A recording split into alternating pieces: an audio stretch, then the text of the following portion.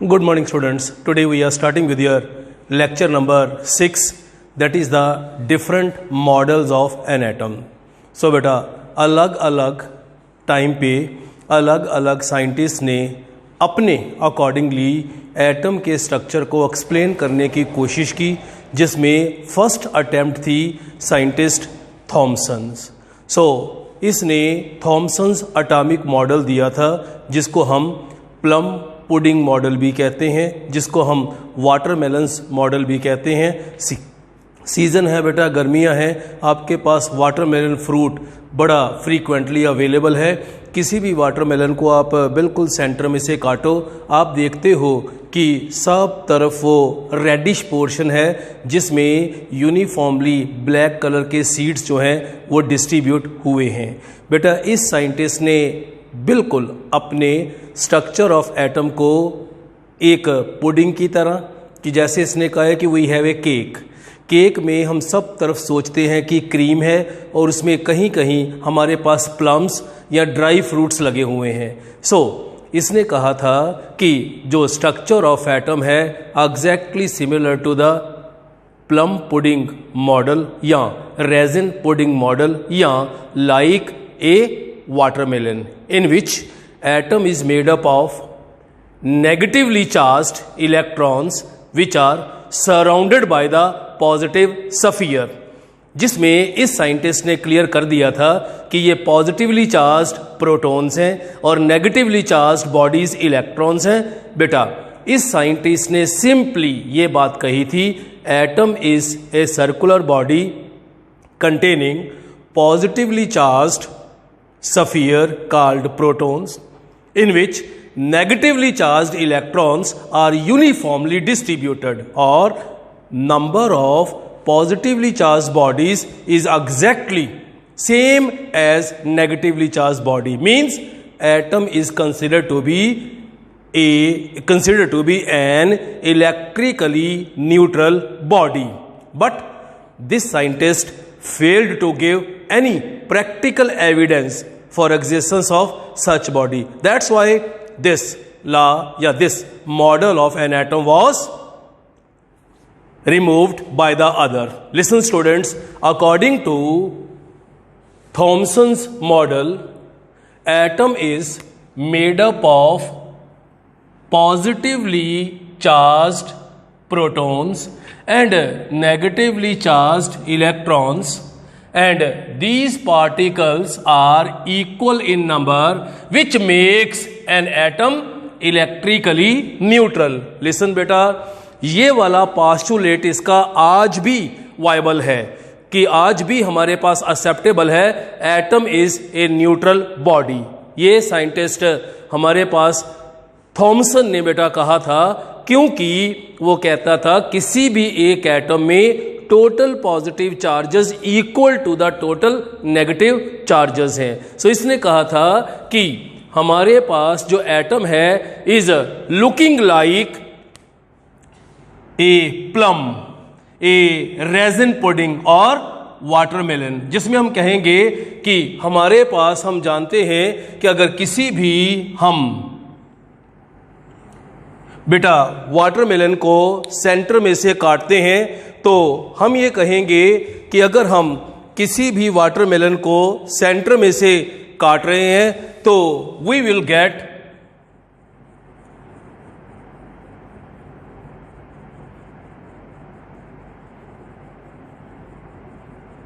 these are considered to be positively charged spheres in which negatively charged electrons like seeds of watermelon are uniformly distributed.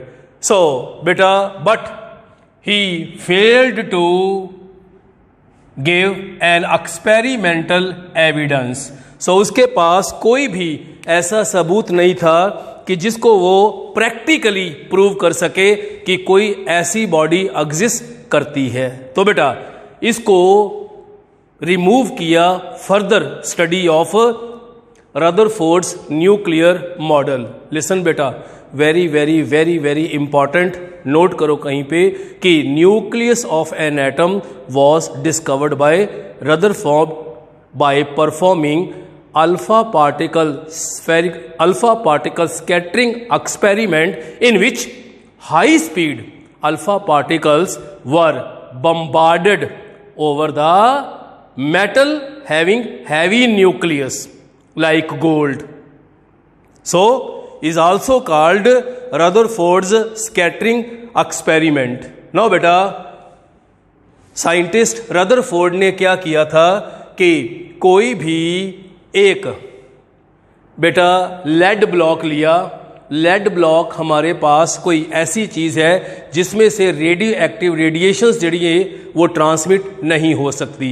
सो उसमें कोई भी radioactive substance which has ability to emit alpha particles like polonium like radium was placed. बेटा आप लोगों को पता होना चाहिए रेडियो एक्टिव सब्सटेंस वो होते हैं जो अपने आप ही undergoes the decomposition. So unstable होने के कारण वो अपनी n/p number of neutron over number of proton को बेटा कांस्टेंट वैल्यू के ऊपर लेके आने के लिए अपने में से अल्फा बीटा गैमा पार्टिकल्स को अमिट करते हैं, जिसमें साइंटिस्ट रदरफोर्ड ने बेटा रेडियम या पोलोनियम सिलेक्ट किया। उसको उसने बेटा लेड ब्लॉक में रखा, आगे स्लिट रखा just to get the intense beam of alpha particle, और इन अल्फा पार्टिकल की स्पीड को उसने बेटा near about 16,000 kilometre per second, बहुत हैवी हाई स्पीड पे इसने लेके आया। और इस हाई स्पीड अल्फा पार्टिकल्स को बेटा a thin gold foil having thickness about 10⁻⁻⁴ millimetre के ऊपर बम्बार्ड करवाया। बेटा व्हाट ही ऑब्जर्व्ड, सो जब बेटा Rutherford bombarded thin metal foil of gold, so due to ये क्वेश्चन आपको बड़ी बड़ी पूछा जाएगा, why Rutherford selected the gold foil, aluminium क्यों नहीं ले लिया, वो भी तो एक मेटल है। सोडियम क्यों नहीं ले लिया, वो भी एक मेटल है। कैल्शियम क्यों नहीं ले लिया, क्योंकि उसका ये मकसद था कि अगर एटम के सेंटर में कोई पॉजिटिवली चार्ज बॉडी पड़ी है, अल्फा पार्टिकल जो पॉजिटिवली चार्ज है जब उनके ऊपर टकराएंगे तो बेटा उनमें कुछ डिफ्लेक्शन होनी चाहिए। पर अगर आप किसी एटम का न्यूक्लियस बड़ा ही लाइट ले लो तो क्या होएगा बेटा, उसमें अल्फा पार्टिकल सारे के सारे ही without showing any deflection pass हो जाएंगे। सो जिस कारण you can't verify it has some positive charge thick. So क्योंकि गोल्ड मेटल का न्यूक्लियस हैवी था, हैवी न्यूक्लियस होने के कारण उसको ये एक होप थी कि बेटा इसमें appreciable deviation in path of alpha particles आएगी, और वो सक्सेसफुल हुआ इसमें। सो जिसमें बेटा ही बम्बार्डेड द अल्फा पार्टिकल्स जिनकी स्पीड 16,000 किलोमीटर पर सेकंड थी, उसको थिन गोल्ड फॉयल जिसकी थिकनेस 10⁻⁻⁴ mm थी के ऊपर स्ट्राइक किया। And what he observed, listen student, most of the alpha particle passed through the metal foil without showing any deflection. And second observation बेटा 10,000 में से कोई अल्फा पार्टिकल था जो मोर और less deviation from its incident path show किया। And 20,000 में से कोई ऐसा था जो कि बेटा अब टकरा के अपने इनिशियल पाथ को ही वो रीट्रेस कर गया। सो 3 ऑब्जर्वेशंस थी। पहला इसने ये देखा 99.9% radiations pass through the metal foil without showing any deflection. बेटा 1 out of 10,000 shows deflection more or less than 90%, and 1 out of 20,000 rebounds its initial path. Now बेटा जिसमें एक बारी ध्यान से देखो, साइंटिस्ट रदरफोर्ड ने लेड ब्लॉक लेके उसमें रेडियो एक्टिव अल्फा अमिटर, कोई भी अल्फा अमिटर रेडियम या पोलोनियम लेके बेटा उसमें से हाई स्पीड अल्फा पार्टिकल को गोल्ड फॉयल के ऊपर इंसिडेंट किया, बम्बार्ड किया, और उसने क्या देखा, देखो बेटा कि 99.9% alpha particles pass through the metal foil without showing any deflection. And बेटा देखो ये हमारे पास इंसिडेंट पाथ का एंगल बनेगा 90 डिग्री। कहता है 1 out of 10,000 shows deflection more than or lesser than 90%. So अगर ये 90 डिग्री का एंगल बन रहा है more than or lesser than, and बेटा 1 out of 20,000 retrace the initial path. Now बेटा listen. So उस साइंटिस्ट ने ये एक circular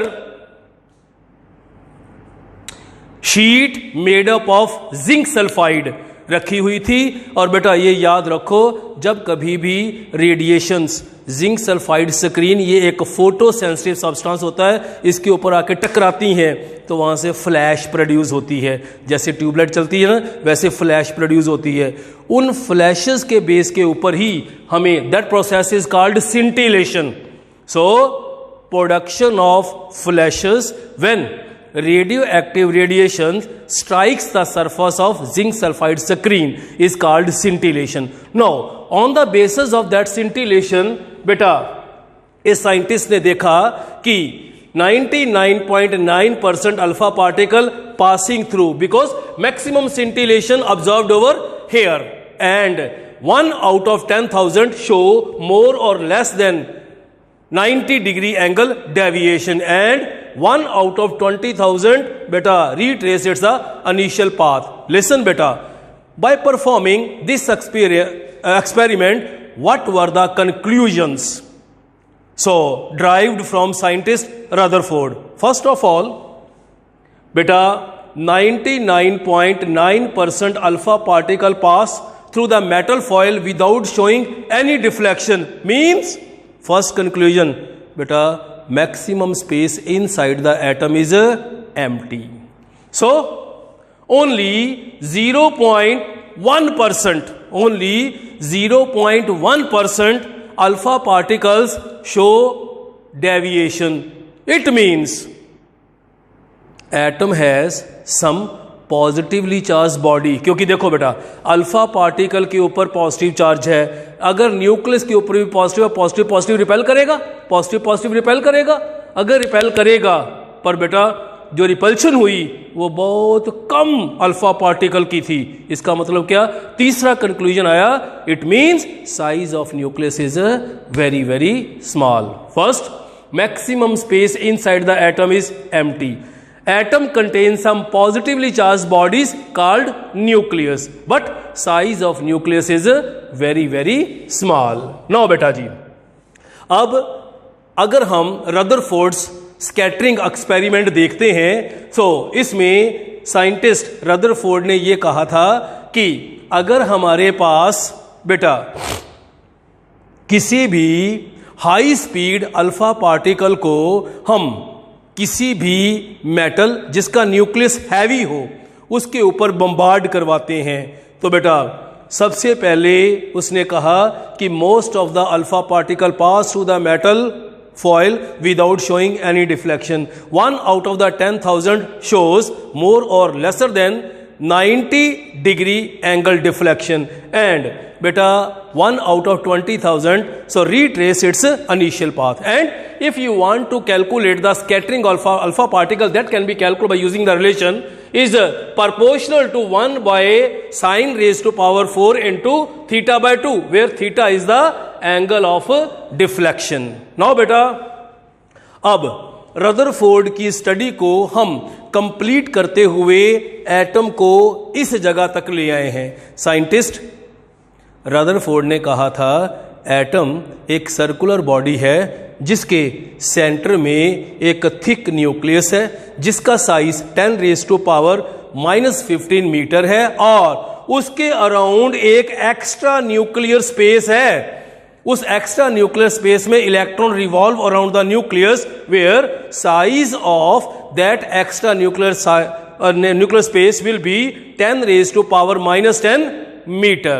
Now beta, very very important. Then what are the drawbacks of? Listen beta, scientist Rutherford ने ये कहा कि ये हमारे पास न्यूक्लियस है, जिसको हम न्यूक्लियर स्पेस कहते हैं, इसके अराउंड इलेक्ट्रॉन जो है वो एक्स्ट्रा न्यूक्लियर स्पेस में चक्कर लगा रहा है। पर बेटा आप सब जानते हो, कोई भी छोटी से छोटी भी साइंस होएगी वो कहती है अगर इसके ऊपर नेगेटिव इसके ऊपर पॉजिटिव चार्ज है तो बेटा ज्यों ज्यों ये रिवॉल्व करेगा it will be attracted towards the positively charged nucleus due to existence of electrostatic forces of attraction. और बेटा अगर हम रदरफोर्ड्स एटॉमिक मॉडल को मान भी लेते हैं तो उसमें क्या होएगा, इलेक्ट्रॉन ज्यों ज्यों चक्कर लगाएगा वो न्यूक्लियस की तरफ अट्रैक्ट होएगा, ultimately it will be fallen down into the nucleus and atom will be collapsed.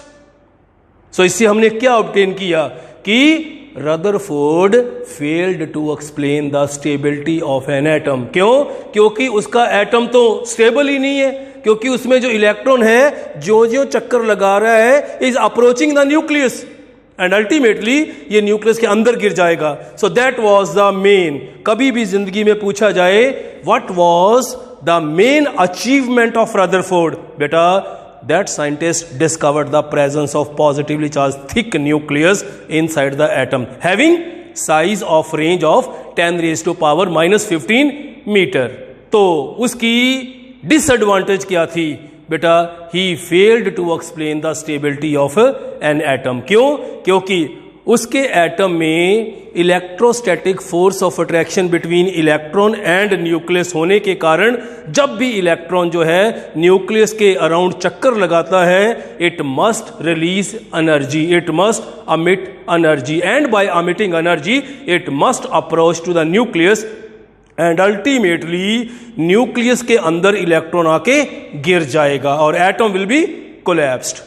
ये इसका ड्रॉबैक था। नो बेटा, we are moving to the very very important, very very interesting, that is the बेटा Bohr's atomic model. So this model was given by scientist Neil Bohr in 1913, जिसमें बेटा scientist नील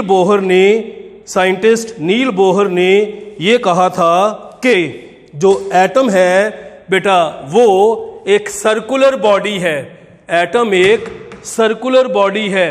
सो atom एक circular body है and atom is looking like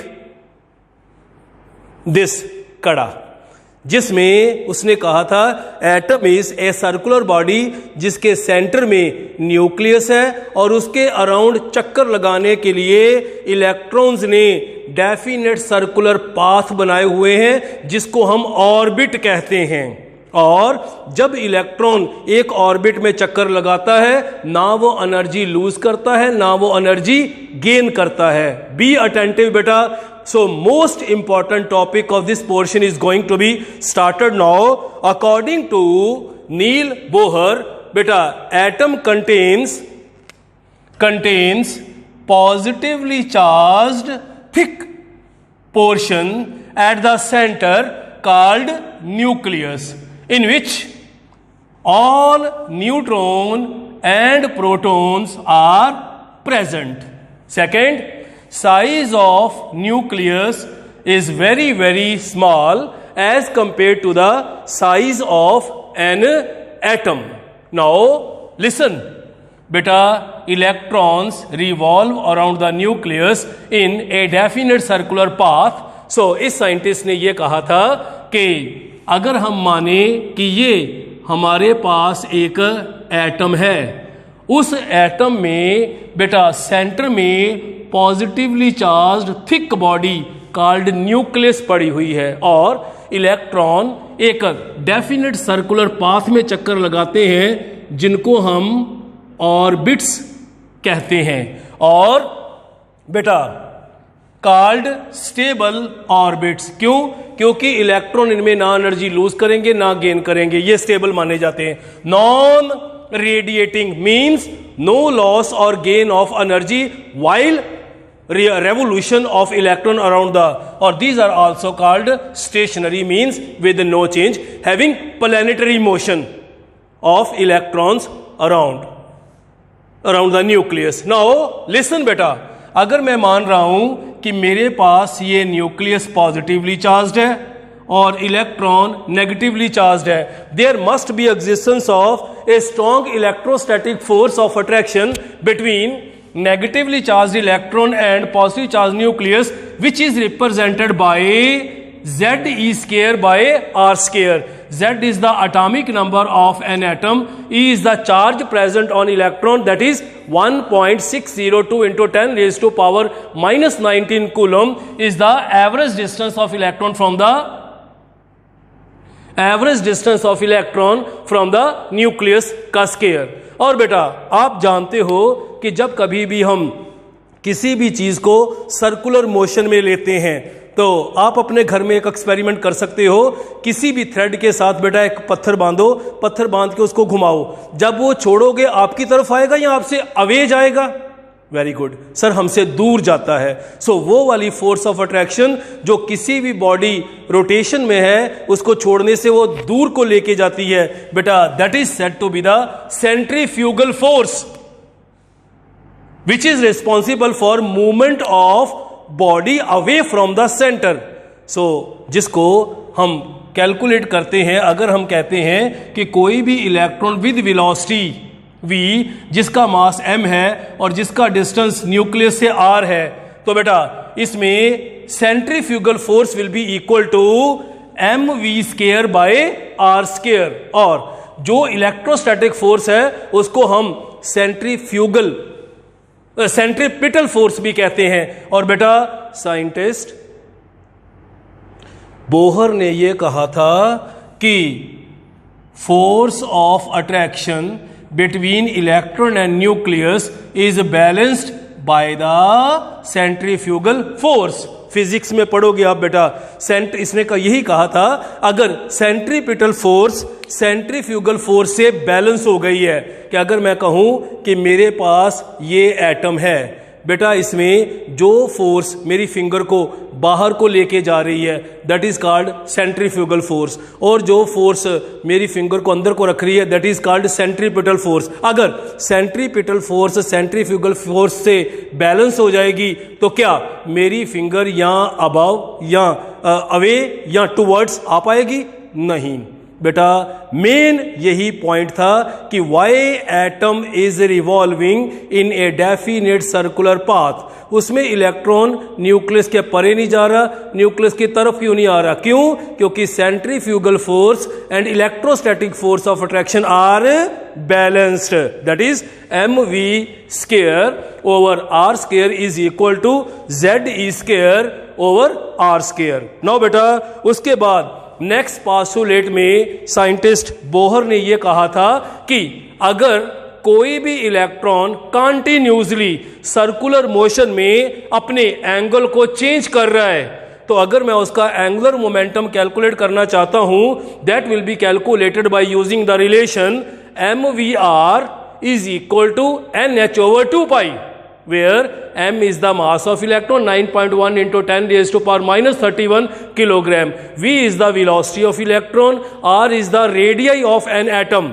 तो बेटा n is the number of orbit in which electron is। अगर आपको कहा जाए कि you have to calculate the value of angular momentum, so simply बाकी मैंने सारा सॉल्व किया है, you have to put the value of n over here।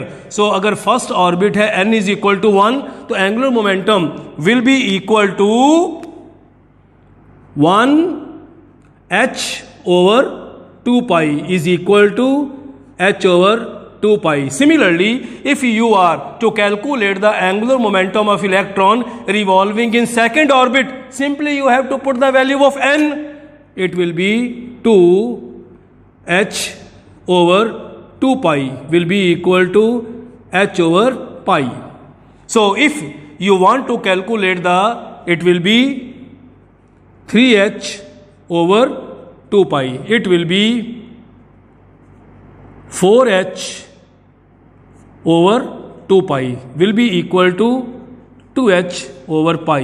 Beta, by knowing the value of orbit in which electron is revolving, you can calculate its angular momentum. mvr is equal to nh/2 pi. mvr is equal to nh/2 pi.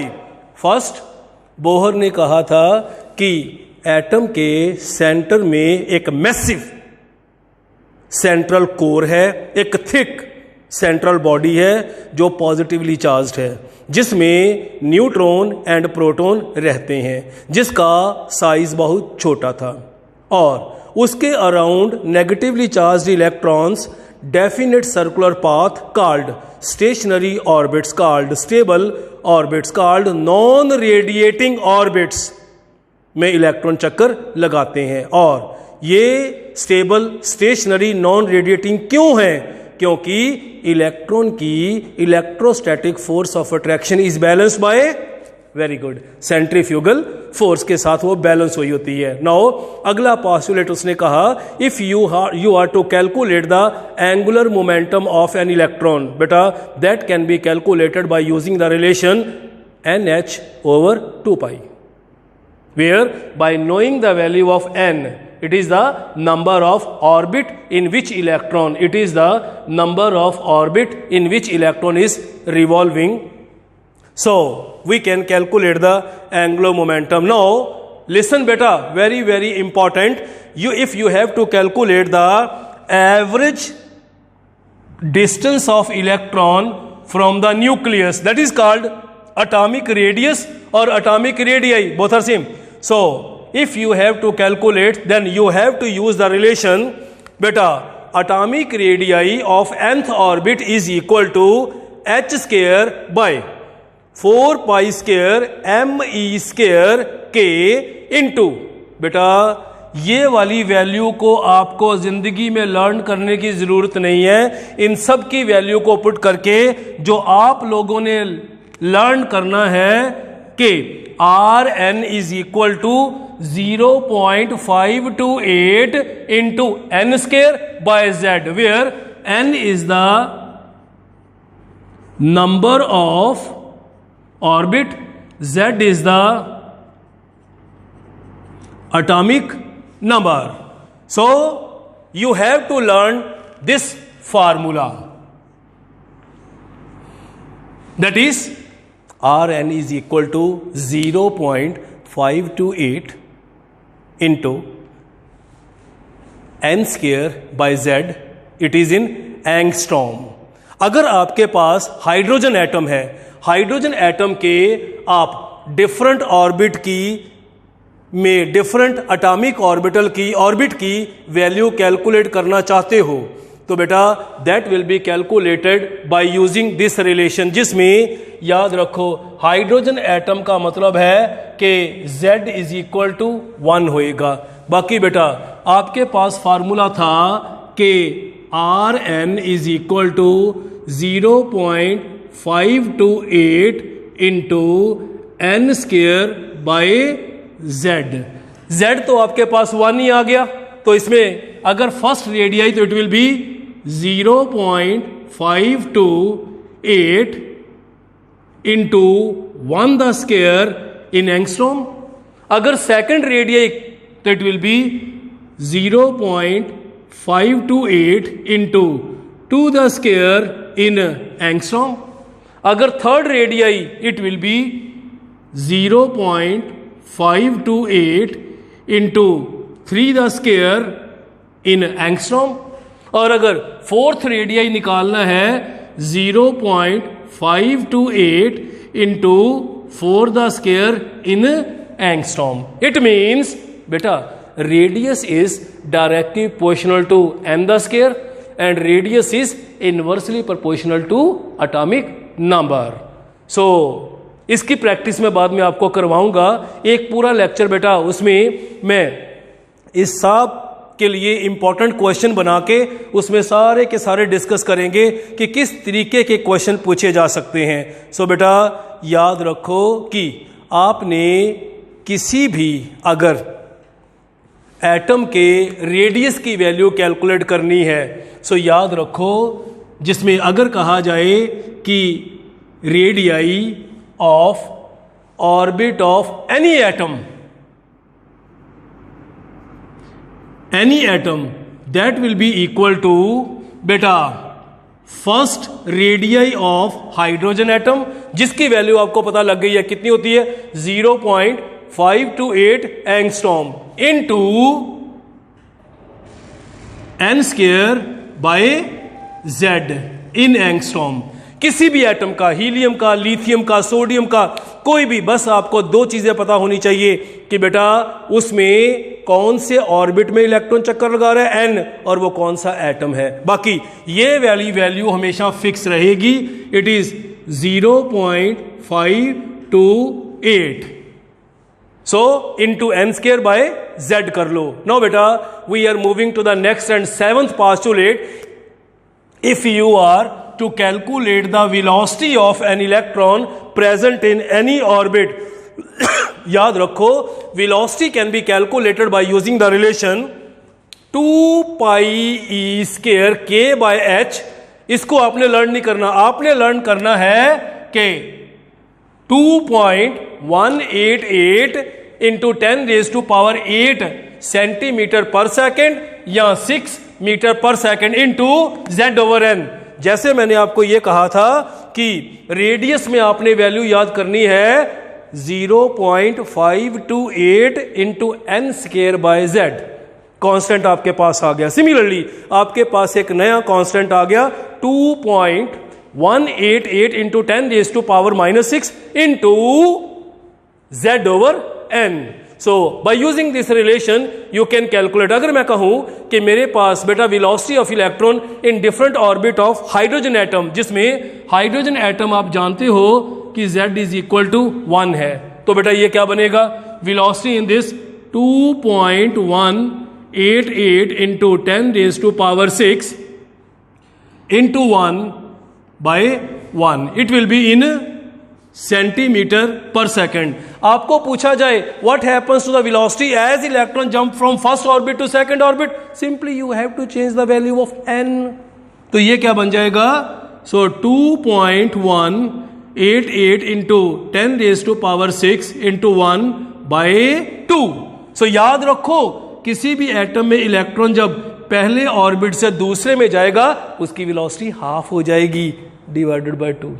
अगर तीसरे में जाएगा 1/3, चौथे में जाएगा तो 1/4। इससे आपको क्या पता लगा कि वो वाला इलेक्ट्रॉन जो बिल्कुल क्लोजेस्ट टू द न्यूक्लियस है उसकी वेलोसिटी सबसे ज्यादा। जैसे ही वो न्यूक्लियस को परे को जाता है वेलोसिटी स्लो हो जाए, और परे को गया वेलोसिटी और, क्योंकि हमें इस रिलेशन से पता लग रहा है। अगर कहा जाए what will be the velocity of electron present in third orbit, it will B 2.188 into 10⁻6 into 1/3. Velocity of electron present in fourth orbit is 2.188 into 10⁻6 into 1/4. It means beta velocity of an electron is directly proportional to z and inversely proportional to n। और कभी भी अगर आपको कहा जाए कि velocity of बेटा any atom, किसी भी एटम की कैलकुलेट करनी है, that will be equal to velocity of electron in first orbit of hydrogen into z/n। और इसकी वैल्यू आपको पता है कितनी होती है, इट इज 2.188 इंटू 10⁻6 सेंटीमीटर पर सेकंड। बेटा आपको कहा जाए हीलियम एटम में सेकंड ऑर्बिट में पड़े इलेक्ट्रॉन की वेलोसिटी निकालो, तो आपने क्या कहना है कि हीलियम एटम का मतलब z इज इक्वल टू 2 आ जाएगा। सो थर्ड ऑर्बिट का मतलब n, सेकंड ऑर्बिट का मतलब n। सो वैल्यू पुट करी जाओ। किसी भी एटम, ये सिर्फ हाइड्रोजन के लिए नहीं है, सिंपली जितनी भी हाइड्रोजन एटम के फर्स्ट ऑर्बिट की वैल्यू है into n square by z, किसी भी एटम का निकल आएगा। बेटा किसी भी हाइड्रोजन एटम में जो पहले ऑर्बिट में पड़े इलेक्ट्रॉन की वेलोसिटी है into z over n। Now we are moving to the बेटा postulate number 8। So energy of an electron in any orbit can be calculated by using the relation minus, सबसे पहले तो बेटा why electronic energy is negative। याद रखो बेटा, हम ये मानते हैं कि वेरी वेरी इंपॉर्टेंट, ध्यान से समझना है, ये +1 के एग्जाम में क्वेश्चन आता होता है कि why energy of electron is considered to be negative, के इलेक्ट्रॉन किसी भी ऑर्बिट में पड़ा हो उसके साथ एसोसिएटेड एनर्जी की वैल्यू नेगेटिव क्यों होती है। बच्चे पता क्या आंसर देते हैं, because electron is negatively charged. गलत है बेटा, ध्यान से सुनना। जब भी आपको क्वेश्चन आए कि why energy of an electron is considered to be negative, आपने कहना है व्हेन, ये न्यूक्लियस है, when electron is at infinite distance from the nucleus. जब कभी भी इलेक्ट्रॉन इनफाइनाइट डिस्टेंस पे होता है उसकी एनर्जी 0 होती है, और ज्यों ज्यों इनफाइनाइट डिस्टेंस से इलेक्ट्रॉन न्यूक्लियस की तरफ आता है, due to existence of force of attraction energy is released.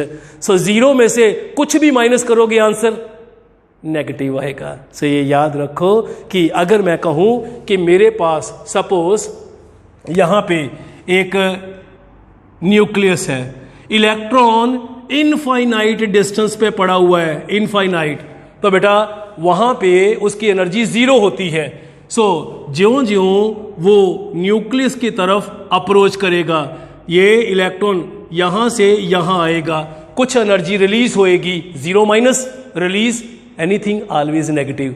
यहां से इलेक्ट्रॉन यहां आएगा, क्योंकि ज्यों ज्यों इलेक्ट्रॉन न्यूक्लियस की तरफ आता है अट्रैक्टिव फोर्सेस होने के कारण उसमें से एनर्जी रिलीज होती है।